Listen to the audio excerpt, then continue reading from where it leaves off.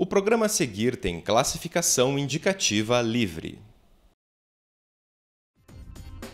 Universidades federais atingem marca histórica, 1 milhão de alunos matriculados.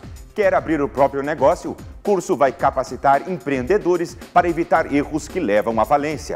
Projeto transforma hospital em espaço de aprendizado para pequenos pacientes. E no Marca Página de hoje, a obra de um vencedor do Nobel de Literatura. E a primeira reportagem de uma série que vai mostrar a situação das crianças no Brasil. O UFPR Notícias está no ar.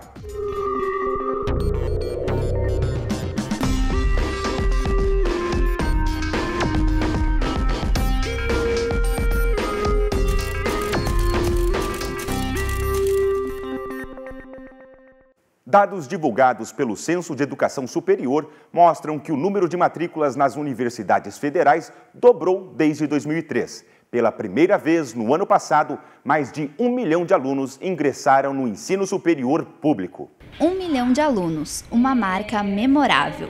Mas se por um lado os dados do censo mostram que mais pessoas têm acesso às universidades federais, por outro a quantidade de professores e obras de infraestruturas não acompanharam o crescimento na maior parte das instituições. Contudo, na UFPR, a expansão das vagas veio junto com investimentos e contratação de mais docentes. A universidade fez um pacto, foi feito um programa, fez um pacto com o MEC e cumpriu integralmente esse pacto. Inclusive até ultrapassou esse limite de vagas que foi pactuado lá em 2007. Nós encerramos 2012 com um percentual bem acima daquilo que tem sido pactuado. As universidades vêm enfrentando um processo de expansão que teve início lá em 2003 e possibilitou a criação de novos cursos e, com isso, a oferta de novas vagas, a expansão das matrículas. Em 2013, foram criadas 859 vagas. Para atender todos os estudantes com qualidade, foi necessário contratar professores e servidores, além da realização de benfeitorias. São 235 novos professores até 2012 que foram pactuados no Reúne e quase 400 novos servidores técnico-administrativos. Em termos de crescimento de espaço físico, a gente nunca experimentou na história da universidade uma expansão tão grande como a que a gente está vivenciando agora. Os investimentos não ficaram concentrados apenas na capital. De 2003 para cá, 3 fases da expansão já foram cumpridas. Nas 2 primeiras, com o apoio do Reúne, programa que incentiva planos de reestruturação e expansão das universidades federais, a UFPR ampliou cursos existentes e criou o projeto do Campus Rebouças. Já na 3ª fase, foi implantado o setor Jandaia do Sul. Durante todo o processo de expansão, a universidade esteve perto dos alunos. Um perfil pedagógico dos estudantes foi traçado para estabelecer o que eles buscam e esperam da universidade, e assim garantir a melhoria no processo de aprendizado. Para os representantes da UFPR, a marca de 1 milhão de alunos matriculados nas universidades federais é uma conquista que deve ser comemorada. A gente não pode pensar em expansão sem qualidade acadêmica e sem excelência. Não podemos simplesmente aumentar só para mostrar números. A gente tem que aumentar com responsabilidade para que os alunos que daqui saiam bem formados e preparados para enfrentar os desafios da sociedade. Não aumentar só por aumentar. E atenção quem está pensando em estudar no exterior. Estão abertas as inscrições para o processo seletivo da Associação de Universidades do Grupo Montevidéu, que reúne instituições da Argentina, Bolívia, Chile, Paraguai e Uruguai. O prazo para entrega dos documentos de inscrição é dia 6 de junho. As informações completas estão no edital disponível no site da Assessoria de Relações Internacionais. As dúvidas devem ser esclarecidas pelo e-mail que também aparece na tela. Quase metade das empresas brasileiras não sobrevivem aos 3 primeiros anos. E é isso que mostra uma pesquisa feita pelo Sebrae. Para quem sonha em abrir o próprio negócio, mas quer passar longe dessa estatística, o caminho é se preparar. Neste ano, a UFPR vai oferecer uma boa oportunidade para quem quer empreender.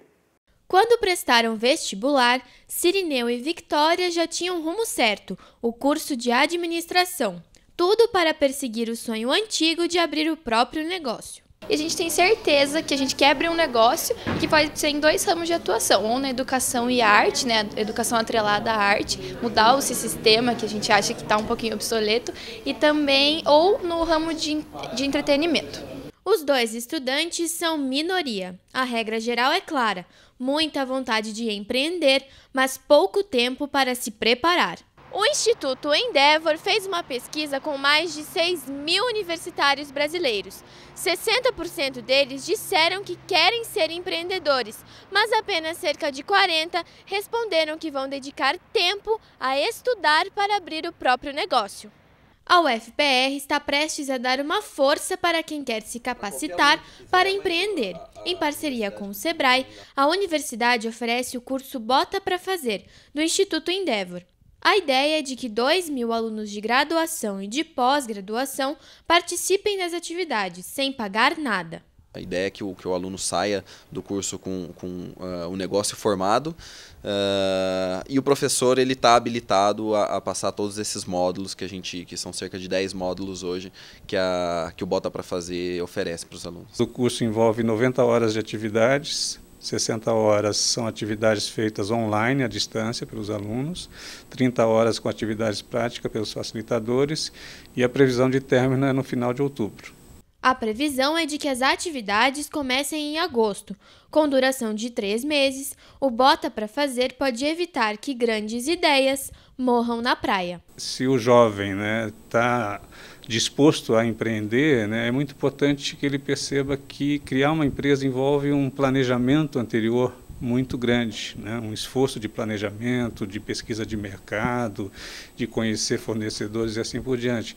E o curso Bota pra Fazer está montado justamente para isso, ensinar como planejar o seu negócio antes de entrar numa fria, vamos dizer assim. Então, à medida que a gente entende o mercado que a gente está inserido, quem é o nosso cliente, como o meu produto pode oferecer uma proposta melhor do que o concorrente, a gente consegue ter algum tipo de vantagem competitiva frente aos concorrentes e consegue sair na frente, criar uma proposta de valor mais concreta para o cliente, para aquilo que a gente quer. As inscrições para o curso Bota pra Fazer devem começar em julho. Se você quer saber mais, pode mandar um e-mail para a Agência de Inovação da UFPR no endereço que aparece na sua tela. A unidade de pronto atendimento do Hospital de Clínicas da UFPR já está funcionando para encaminhamentos. A UPA atende casos que exigem atenção médica, como problemas de pressão, febre alta, fraturas, cortes e infartos.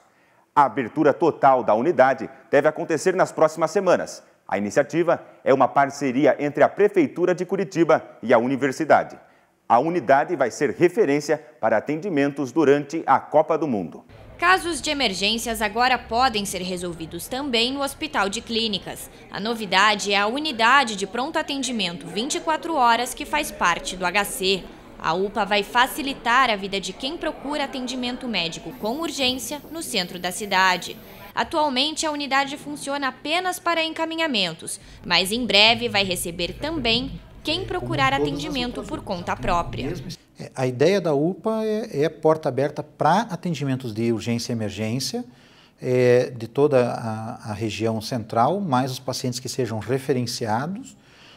A única diferença de um atendimento normal é que ela, por lidar com urgência e emergência, e você tem pacientes com gravidades diferentes, que demandam de uma necessidade mais ou menos urgente, existe uma triagem para a classificação de risco que nós chamamos.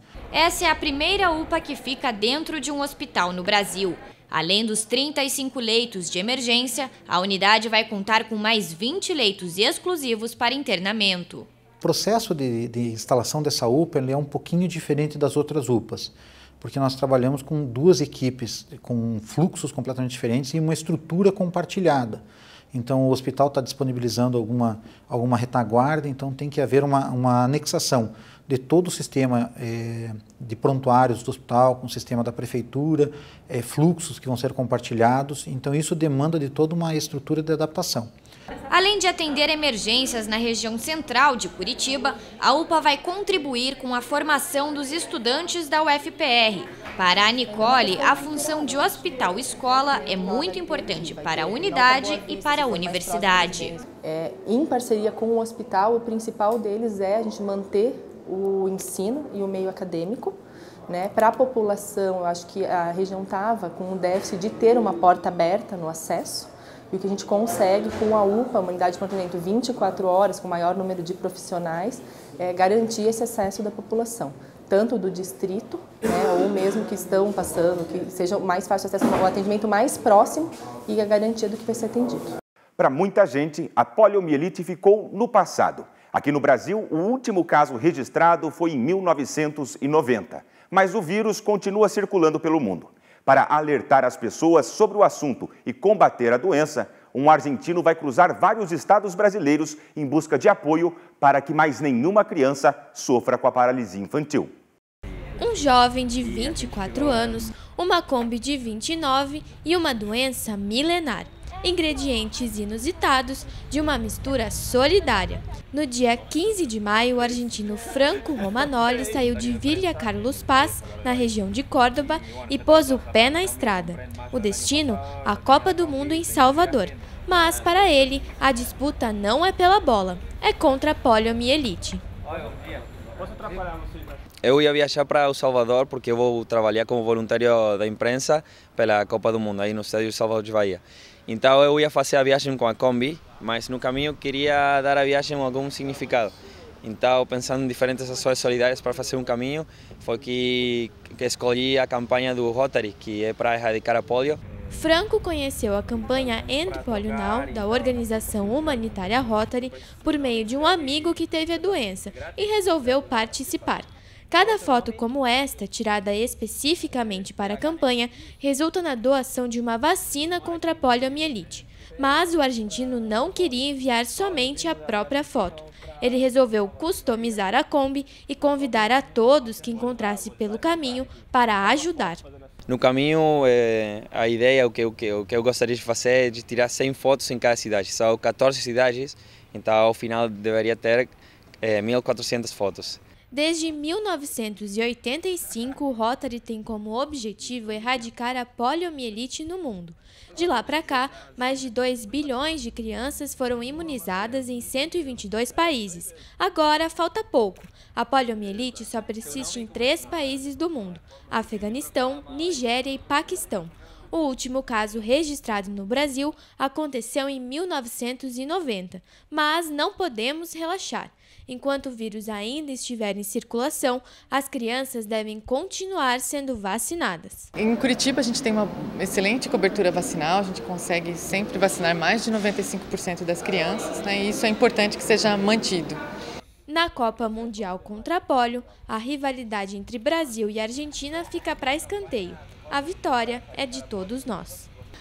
Muito bem, eu acho que ajudar é bem se a gente tem a possibilidade de fazê-lo, e se é fácil, nesse caso aqui, é só tirar uma foto. Cada foto que a gente tira fazendo assim é uma dose. E eu acho que, em espanhol, falamos de um granito de arena, que é uma pequena ajuda que um pode fazer para ajudar numa causa grande. Então acho que todo mundo pode dar 1 minuto do dia para ajudar os outros, para fazer uma boa ação. Por que não ajudar uma coisa tão simples que a gente faz todo dia? Por que não fazer para ajudar quem precisa? Não tem por que não. Você também pode enviar a sua foto e contribuir com a luta contra a polio. Quer saber mais? Acesse o endereço endpolio.org. Lugar de aprender é na sala de aula. Nem sempre. Um projeto aqui da UFPR é a prova disso. Um professor teve a ideia de levar o conhecimento para dentro de um hospital aqui de Curitiba. Com a ajuda de voluntários, ele não só ensina, mas também torna a rotina dos pequenos bem mais alegre e divertida. Era uma vez uma lagarta. Pequena e novinha, assim como essas crianças. Ela espera pelo desenvolvimento, pela recuperação.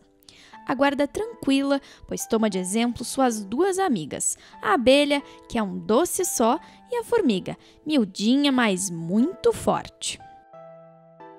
Doçura e força, que fazem parte do cotidiano da área de crianças internadas do Hospital Pequeno Príncipe. Os pacientes mirins puderam ouvir histórias e curiosidades com a palestra Mundo dos Insetos. Ela faz parte da 2ª fase do projeto Ciranda do Conhecimento. O evento é promovido pela UFPR em parceria com o Pequeno Príncipe. E quem coordena é o professor Francisco de Assis Marques. Então a ideia é levar essa mensagem, aproximar a ciência do dia a dia das crianças e com isso tentar motivá-las para a beleza do que é estudar, da importância de você continuar estudando, tendo claro que a educação é um agente transformador da sociedade. Segundo o professor Marques, é muito importante incentivar esse tipo de aprendizado e, mais do que isso, aproximar a universidade e quem está fora dela. O principal objetivo desse projeto é aproveitar o espaço e o tempo, enquanto as crianças estão internadas e precisam ficar internadas para que elas se recuperem de alguma enfermidade, que a gente possa dar a elas também educação de qualidade. E nessa história, o final é feliz para todo mundo, para quem ouve e também para quem conta. Eu acho que a resposta das próprias crianças é a maior resposta para isso. Que eles interagem muito, eles são apaixonados por insetos, né? Quando você traz uma realidade da natureza, mostra outros seres para eles, eles ficam realmente muito encantados. Então a resposta deles já diz tudo, né?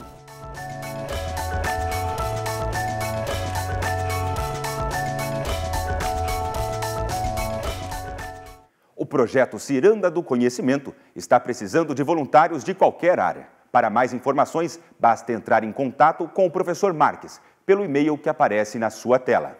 E no próximo bloco, a primeira reportagem de uma série especial que faz um raio-x da situação das crianças e adolescentes no Brasil. E no quadro Marca Páginas, você vai conhecer o livro Testemunho da Poesia, do escritor polonês vencedor do Prêmio Nobel, Czesław Miłosz. Voltamos já.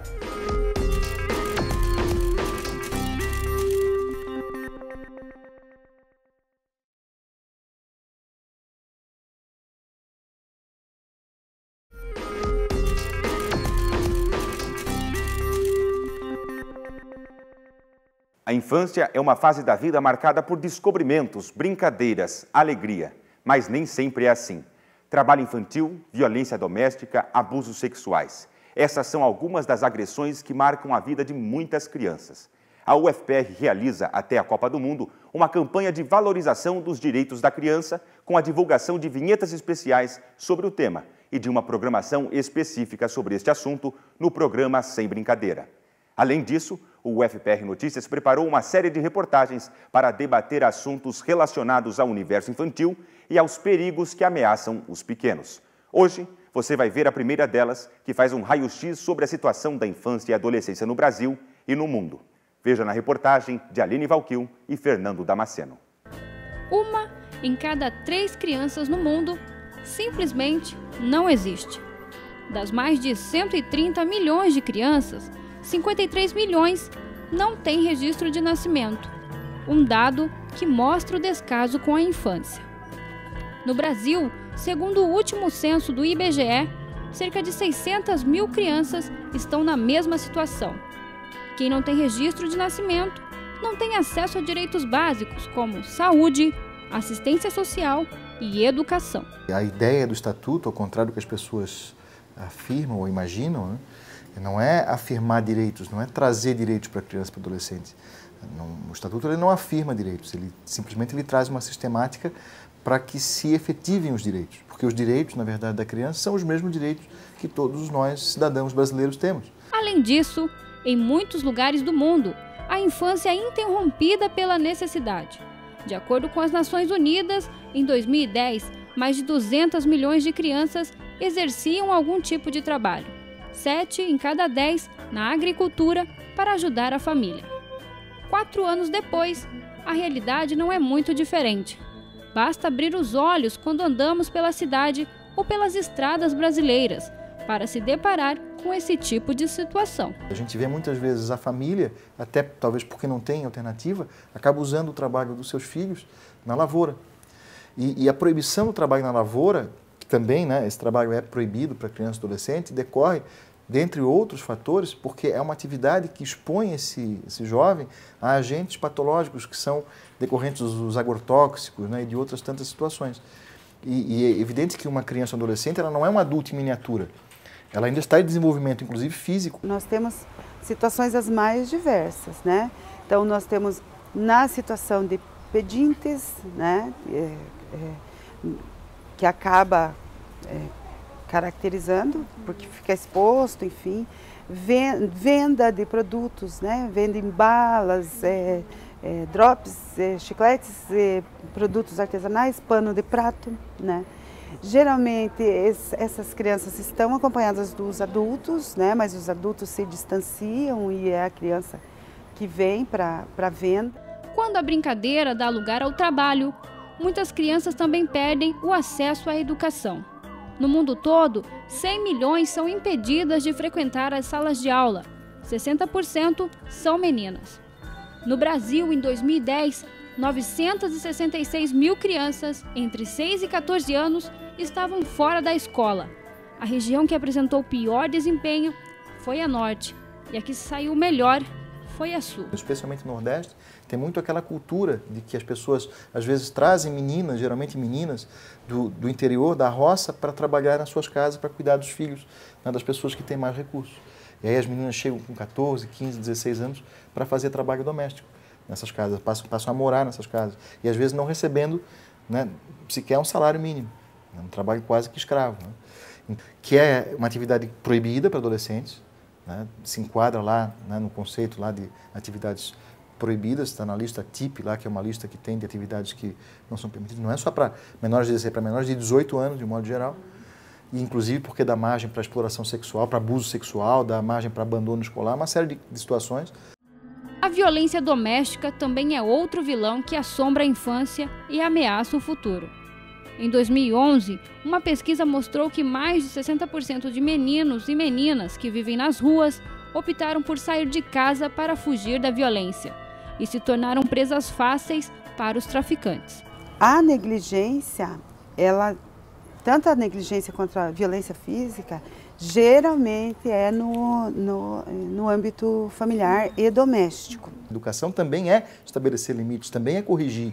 Agora, educar, estabelecer limites, corrigir de uma forma adequada, não violenta. Dá mais trabalho? Claro que dá, mas só que é muito mais adequado, é muito mais correto sob todos os pontos de vista que a gente pode pensar e imaginar. Porque, como eu falei, se eu uso de um método violento, eu vou ter um tipo de reação, vou ter um tipo de resposta, uma resposta que vai ser também violenta.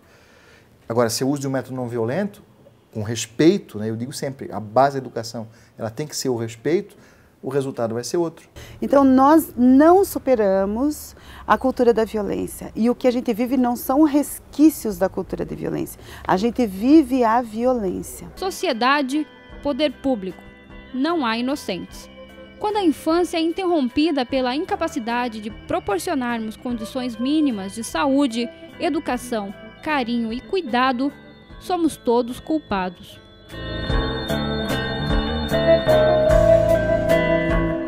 E a gente continua falando de políticas para melhorar a vida da população. Um acordo firmado no ano 2000 com mais de 190 países e a ONU estabeleceu 8 Objetivos de Desenvolvimento do Milênio. As metas devem ser cumpridas até 2015. O Brasil se destacou mundialmente ao alcançar, antes do prazo, 2 desses objetivos: o combate à fome e à miséria e a redução da mortalidade infantil.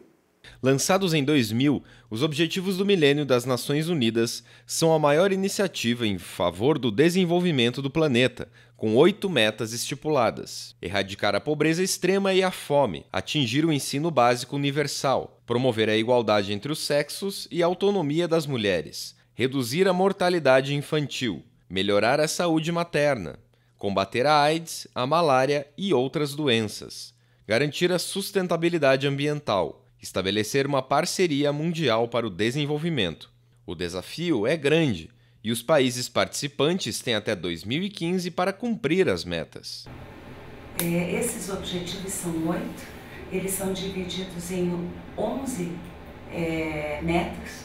E essas metas, então, esse compromisso tinha um prazo, que é até 2015. Um dos objetivos conquistados pelo Brasil, ainda em 2008, foi a redução em 50% da pobreza extrema. Com a ajuda de programas sociais, muitas mudanças começaram a acontecer. Em 1990, 25% dos brasileiros viviam abaixo da linha da pobreza, com menos de R$ 90 por mês. Segundo dados do último censo do IBGE, o índice caiu agora para 8,5%. O país também reduziu a mortalidade infantil. Wagner Dias é coordenador geral do programa Mãe Curitibana, criado no início dos anos 2000, e comenta os avanços nas políticas públicas para a saúde infantil. O programa Mãe Curitibana ele veio melhorar esse atendimento. Tá? Então, se você tem esse dado antes do programa de quase 17%, e esse ano a gente comemora que está com 8,82%, que são dados muito parecidos com o primeiro mundo. Mesmo com 2 dos objetivos do milênio alcançados, o Brasil ainda tem grandes desafios pela frente. Diferentemente do restante do Brasil, o estado do Paraná vem se destacando no alcance de várias outras metas. O movimento Nós Podemos Paraná une a indústria, governos e a sociedade para levantar informações e definir ações concretas. Essa metodologia que o Estado adotou de ter indicadores e, a partir daí, fazer a tomada de decisão para a elaboração de planos de trabalho, deu um grande diferencial no Estado. Karina é professora da UFPR e pesquisa como o Brasil pode atingir mais 2 dos objetivos do milênio nos próximos anos: a educação básica para todos e a igualdade entre as pessoas. E ainda temos, no Paraná, 4,5% de crianças de 7 a 14 anos fora da escola. Esse ciclo básico da escolaridade não está funcionando. Nós ainda temos que munir as turmas do EJA, as classes de jovens e adultos, para complementar uma educação que deveria ter sido feita na idade regular. Atingir todas as metas até 2015 é um imenso desafio, mas o compromisso e a responsabilidade social não devem parar. O Brasil está em constante desenvolvimento e, como modelo na América Latina, pode sim, nos próximos anos, se tornar um exemplo para o cenário mundial. O que é preciso fazer? Continuar. A questão do desenvolvimento sustentável, do desenvolvimento humano, é uma questão de todo mundo, de todo cidadão, de todas as empresas. Todos nós queremos um desenvolvimento mais sustentável, pautado na dignidade humana, né? Há 5 meses das próximas eleições, um congresso discutiu assuntos voltados ao cenário político brasileiro. O vice-presidente da República, Michel Temer, esteve presente. O evento reuniu cerca de 700 pessoas, entre profissionais de direito e estudantes. Participaram do congresso ainda o vice-presidente da República, Michel Temer, o ex-ministro Aires Brito, o senador do estado do Paraná, Roberto Requião, além de outros representantes políticos. Na abertura do encontro, o vice-presidente destacou a necessidade de uma reforma política no país. Eu próprio tentei, em pelo menos 2 oportunidades que presidi a Câmara dos Deputados, eu tentei realizar uma reforma política. E ela vai, com grande entusiasmo, até um certo ponto. Mas num dado momento, ela fica paralisada, precisamente por uma razão. É que a reforma política, num sistema multifacetado, partidariamente, como o nosso país, com 32 partidos políticos, eu vejo que este é um tema que, digamos assim, interessa aos partidos políticos, mas a decisão no voto para aprová-la ou desaprová-la é de cada parlamentar. Se nós não tivermos uma manifestação popular a respeito da reforma política, eu digo aos senhores e às senhoras, nós dificilmente teremos uma reformulação política no nosso país. Além disso, Temer levantou a questão da dificuldade de eleger bons representantes no Brasil. E a única forma de fazê-lo, volto a dizer, é fazer uma consulta prévia ao povo. Fazer uma consulta prévia ao povo. Portanto, por meio de um plebiscito. Quando hoje se elege, por exemplo, um deputado federal com 128 votos, e o cidadão que votou percebe que um outro que teve 100 mil votos não chegou no parlamento, ele não entende o que é essa história do quociente eleitoral, do sistema proporcional para a eleição de deputados. O 4º Congresso Brasileiro de Direito Eleitoral, realizado em Curitiba entre os dias 29 e 31 de maio, tem como objetivo discutir o cenário atual da política no Brasil. Entre os temas discutidos estão as políticas partidárias, partidos eleitorais, Caixa 2 e propagandas políticas.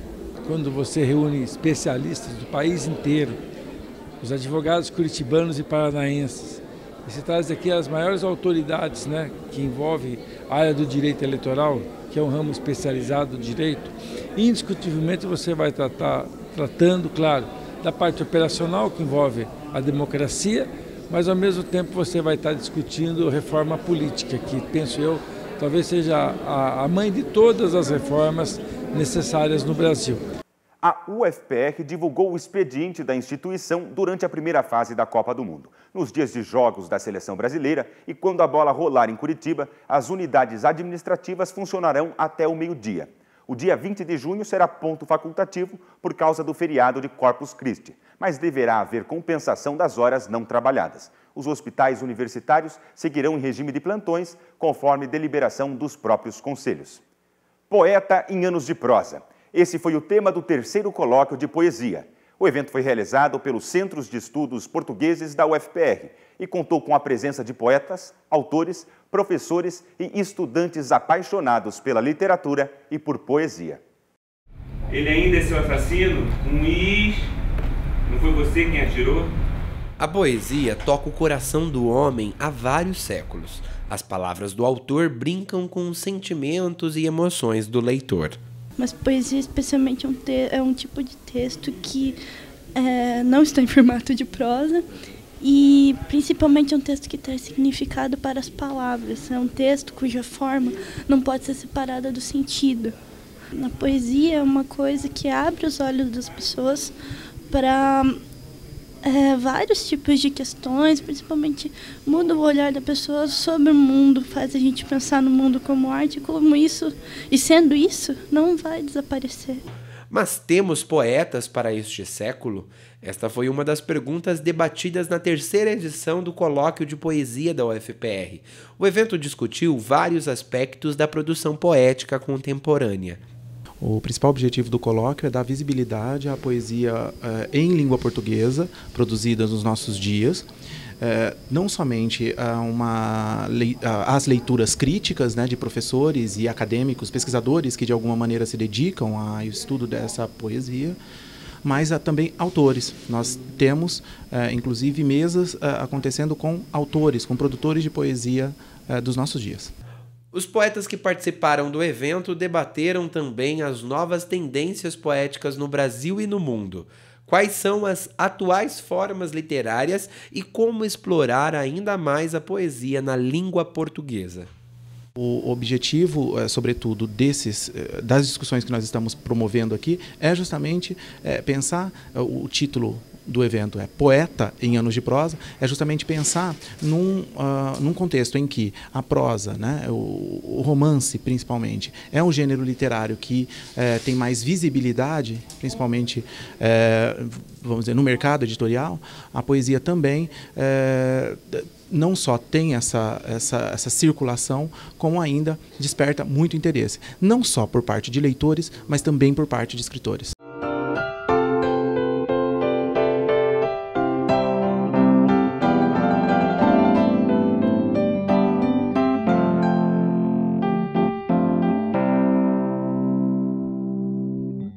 Uma obra disponível pela primeira vez em língua portuguesa. Esse é o livro Testemunho da Poesia, de autoria do Prêmio Nobel de Literatura, o poeta polonês Czesław Miłosz. O texto foi traduzido do original, publicado pela editora UFPR e é o tema do Marca-Página de hoje.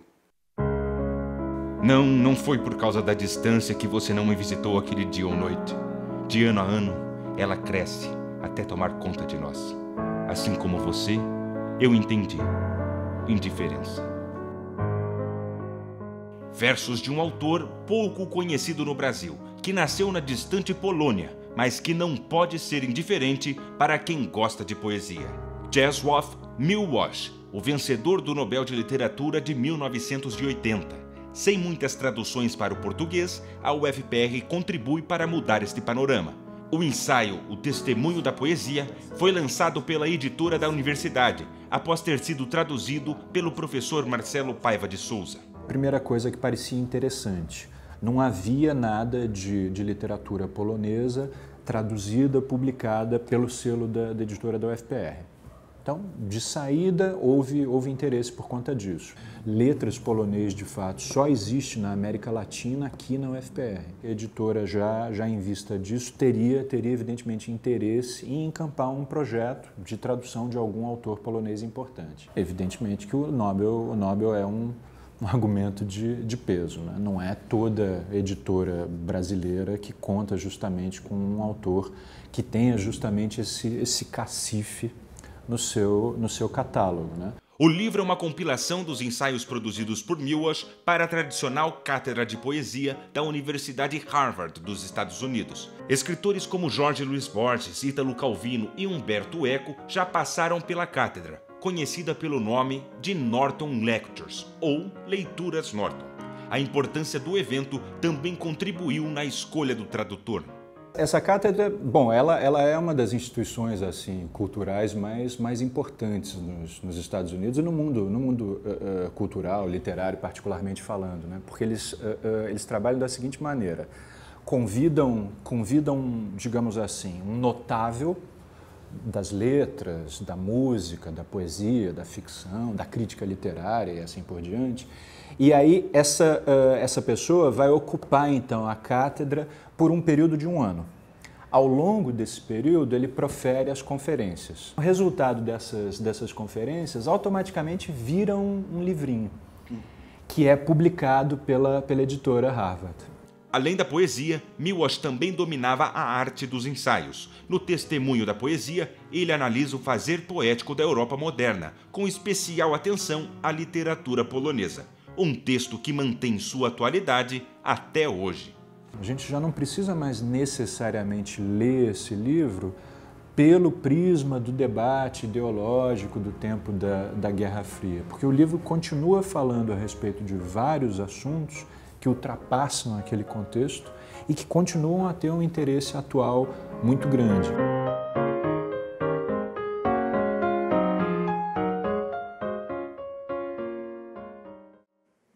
Este e outros livros do catálogo da editora UFPR podem ser comprados online, no site que aparece na tela. As obras também estão disponíveis nas livrarias da editora UFPR, que ficam nos campi Reitoria e Politécnico.